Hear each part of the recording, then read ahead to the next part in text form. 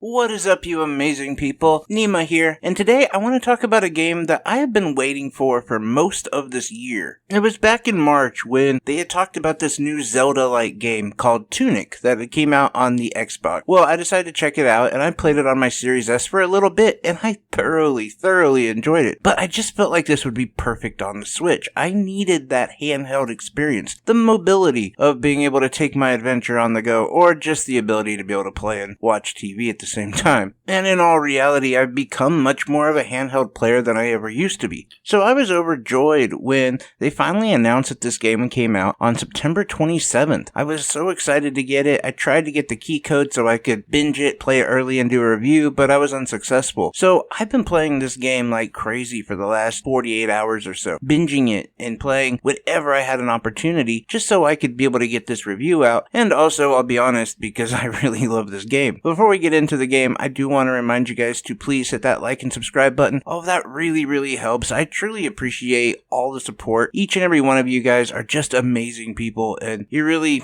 making a huge impact in my life. Anyway, Tunic is a game that I'm not afraid of telling you the story because it's incredibly hard to tell you a story that almost doesn't exist. Or maybe I should say a story that is really only told through images and takes a form of interpretation. Now, actually, the story that you do get from the game is amazing, but it's most of the, I would say 75% of the game is actually you collecting the instruction manual. And in this instruction manual, you'll find everything from maps to story points to how to use items and what you should do on parrying and dodging and how to equip skills and how to progress further in the game, which is the most important part of this and why collecting these pages of this instruction manual become your main goal of the game. It even becomes quite predictable that towards the end of an area, you will find an instruction book page, and that page will in some way allude to your next location that you're going to, and you just have to decipher where to go and how to get there. I'm not going to say I never got lost in this game because that would be a lie, but at the same time, this game really rewards you for exploring. And the isometric world hides so many little nooks and crannies and pathways that lead to anything from treasure chests to another instruction page that might tell you some lore that you weren't aware of, or it might just tell you how to pause the game. It's all unpredictable, but I think that's what we love about this game. I think that's what makes this game so much different and not a Zelda clone at all. In fact, that's the big thing that I guess I was misled with by saying, oh, it's a Zelda clone. No, it's nothing really like a Zelda clone. Outside of the sword, the shield, and a grappling hook that you get later on, it really doesn't share much with the famed Legend of Zelda. In fact, I would argue that it's more close to Death's Door, which is another one of my favorite games, and I say this because the combat is brutal. It shares the same mechanics where you have about a 3-hit combo with your sword and a dodge, and those are your two most important things. Also using the shield as well, I found myself dodging far more often, and it'll be your stamina that limits how you can dodge, how often you can parry, and hold a block. All these things are incredibly important to the battle because, again, this game is very difficult, and you will die a lot. But rest assured, if you're just in it to discover this world that is amazingly detailed and super beautiful, and also to learn the story, because the way that they've set this game out is unlike any I've ever seen before, where the game literally gives you absolutely no help. And in fact, to the point where even early on, most of the items that I received, it was just like a trial by error. Like,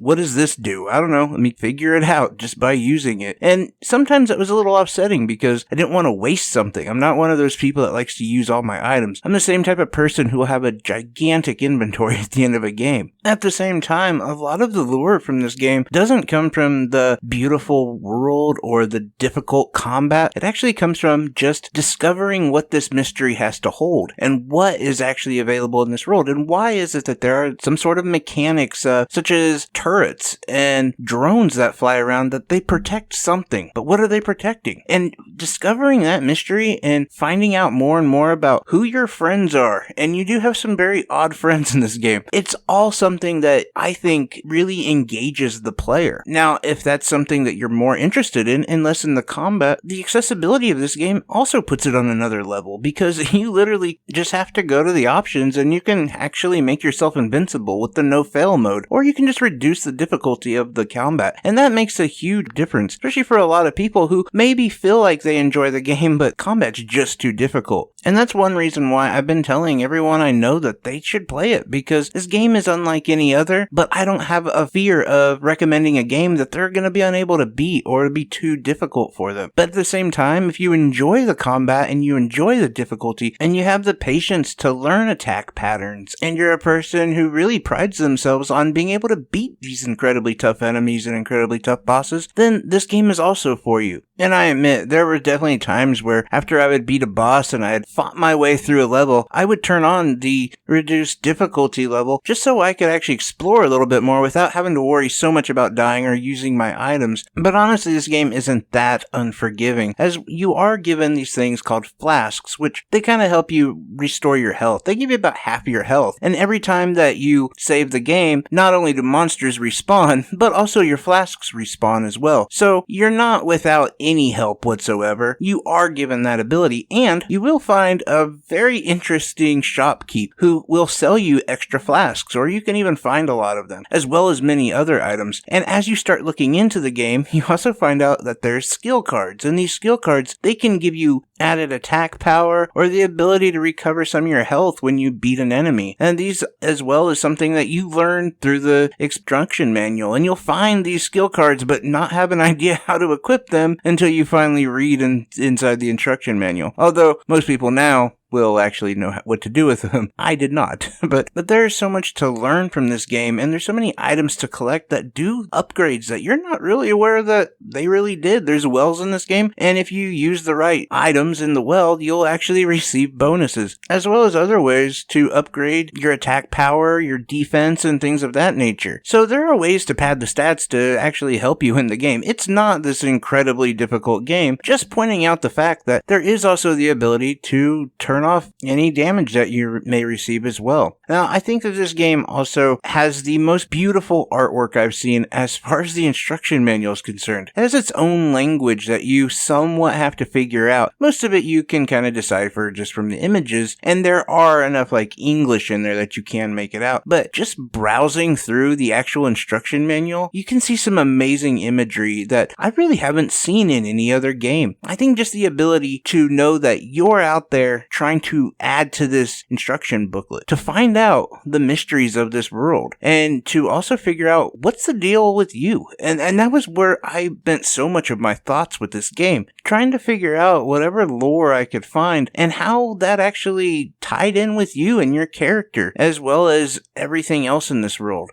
So for me, I absolutely love this game, if you can't tell. Now, there are a few small problems with it. I would say that there is some stuttering, not major, and it's very, very seldom when this happens, but when it does happen, it's usually when you're up against big bosses and there's a lot going on, and it's never enough to actually cause you to take a hit that you wouldn't, but it's noticeable, so I'll put it that way. And when you compare it to other versions of this game, it's not as crisp as a lot of the other games, and obviously isn't going to give you that 60 FPS with 4K put out and just dynamic performance, but it does do a really good job. And if you've had no experience with it on any other system, this looks amazing. It looks really, really good and performs really well, especially when you compare it to most Nintendo Switch games. Now, I typically played this game in handheld, and in handheld it looked beautiful. Now, everything from the combat to the world, I love all of that. But the one thing that I think I truly cherish with this game is it brings back something that has long been forgotten in video games, and that is the need of the instruction manual. Like, you actually do need this thing, and it makes me kind of remember or have thoughts of when people would buy games and unfold the instruction manual and look at maps and try to decipher where they're going and what the world looks like. Well, all of that has been gone, and sadly it's only digital that we have Tunic and its instruction manual, but at least it's there. And at least it celebrates something in gaming that, has been kind of put on the back burner. Now, hopefully there is a physical copy that's released And I would love to actually see a physical copy of the manual itself. I understand, like, if you're going to play the game and you've never played it before, you wouldn't want to actually open the manual because that would defeat a lot of the game. But it would still be nice for fans to be able to actually have that. And I'm sure they could also make a lot of money doing that as well. But for me, this game is easily a 9 out of 10. Really close to the 10 out of 10 if I'm being honest. Right up there with some of the best games I've played, period. And that speaks volumes because I've played a lot of games. But I'm kind of curious, have you guys heard of Tunic? Are you playing Tunic? Is it a game you've already played on a different system? Or is it a game you're thinking about getting? Either way, any comments, I appreciate them down below. Like always, guys, I'm wishing you health, wealth, and above all, I hope you're truly happy because you make me happy. Take care, everyone. Bye-bye.